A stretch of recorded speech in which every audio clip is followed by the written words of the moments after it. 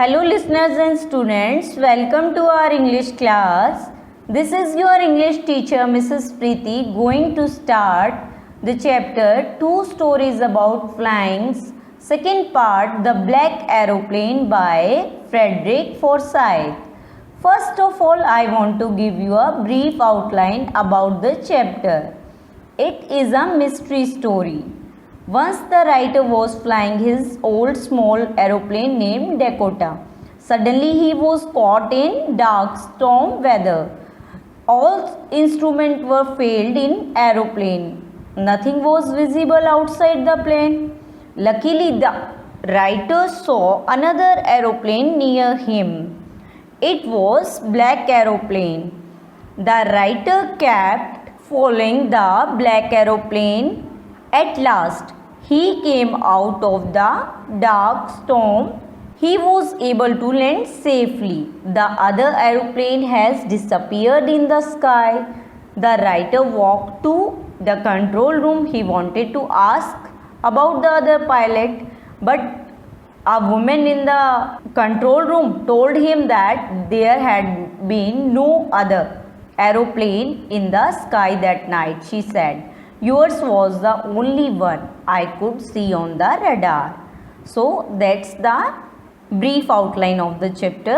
Now let's begin our chapter with detailed explanation.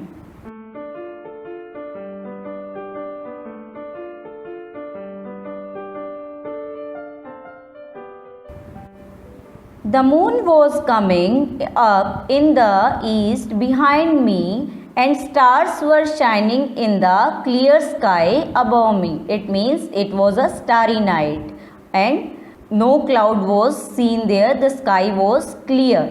There wasn't any cloud in the sky.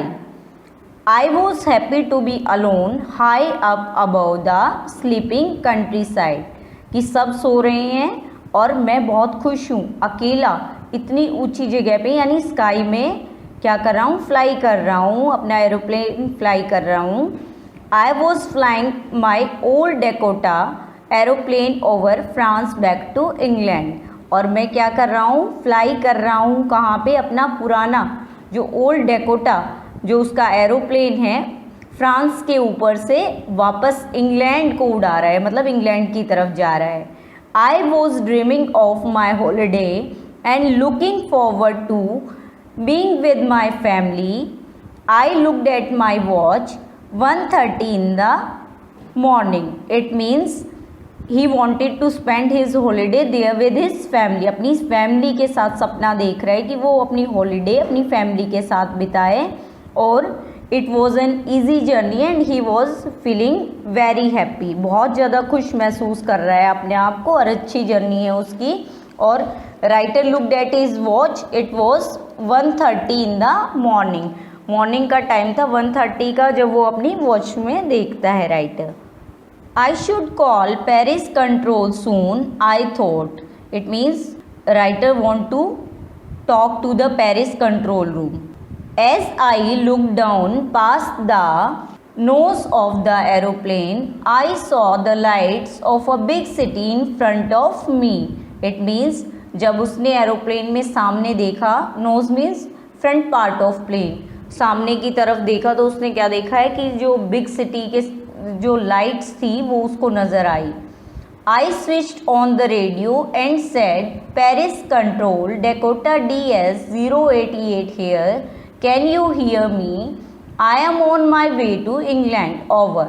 अब वो क्या है, he talk to Paris control, he want to know if he was going in the right direction, की सही direction में वो जा रहा है या नहीं, वो उससे पूछता है. स्विच ऑन करता है रेडियो को और पेरिस कंट्रोल को वो रिपोर्ट करते हैं कि डेकोटा DS-088 हेयर. अब वो उनसे पूछते कैन यू हियर मी, क्या तुम वहाँ मुझे सुन सकते हो, मैं कहाँ हूँ. I am on my way to England, अपने रास्ते पे हूँ इंग्लैंड के, और ओवर कर देता है उसको बोल के अपनी बात. The voice from the radio answered me immediately.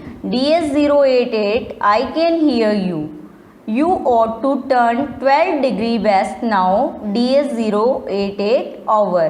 अब क्या था, रेडियो से आंसर आता है, जवाब आता है और वो एडवाइस करते हैं, they advise him to turn 12 degree west. 12 degree west के लिए वो बोलते हैं और फिर उसको DS-088 जो उसका नंबर था ओवर कर देते हैं फिर ये बोल के। और राइटर भी क्या करता है, राइटर डिड अकॉर्डिंगली, उनके अकॉर्डिंग करता है writer. I check the map and the compass, switched over to my second and last fuel tank and turned the Dakota 12 degree west towards England. It means मैं अपना map check किया, मैंने compass check किया, switched over means change करना, अपना second जो fuel tank था उसको मैंने चेंज किया और it was my last fuel tank, last fuel tank बचा था मेरे पास। और फिर मैंने टर्न कर लिया डेकोटा को कितना, 12 डिग्री वेस्ट की तरफ, जो किस साइड था, टुवार्ड्स इंग्लैंड, इंग्लैंड की तरफ। I will be in time for breakfast I thought, और क्या था, मैंने सोचा कि मैं बिल्कुल टाइम पे पहुंच जाऊंगा, जो ब्रेकफास्ट का टाइम है उस टाइम तक मैं पहुंच जाऊंगा। A good big English breakfast, और एक अच्छा बढ़िया इंग्लिश ब्रेकफास्ट, एक अच्छा नाश्ता जो अपनी फैमिली के साथ करना चाहता था वो। एवरीथिंग वॉज गोइंग वेल, सब कुछ अच्छा जा रहा था। It was an easy flight, बहुत ही ईजी फ्लाइट थी वो। Paris was about 150 kilometre behind me when I saw the clouds, storm clouds.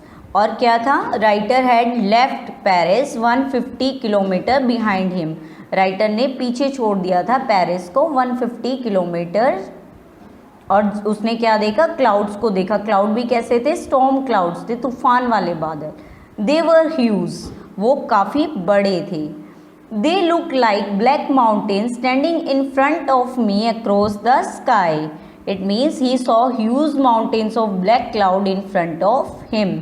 उसने अपने सामने देखा, जो क्लाउड्स थे वो ब्लैक माउंटेन की तरह उनके सामने दिखाई दे रहे थे जब वो स्काई को क्रॉस कर रहा था, उसके सामने से जा रहे थे।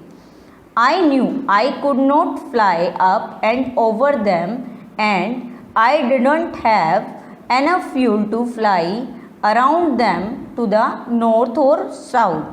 It means it was impossible to move up and fly over the clouds. उन clouds में से जाना, इधर उधर जाना मुश्किल था कि भाई नॉर्थ की तरफ या साउथ की तरफ वो चला जाए, उधर से उड़ान ले, ये डिफ़िकल्ट था। ना ही उसके पास क्या था, ज़्यादा फ्यूल था।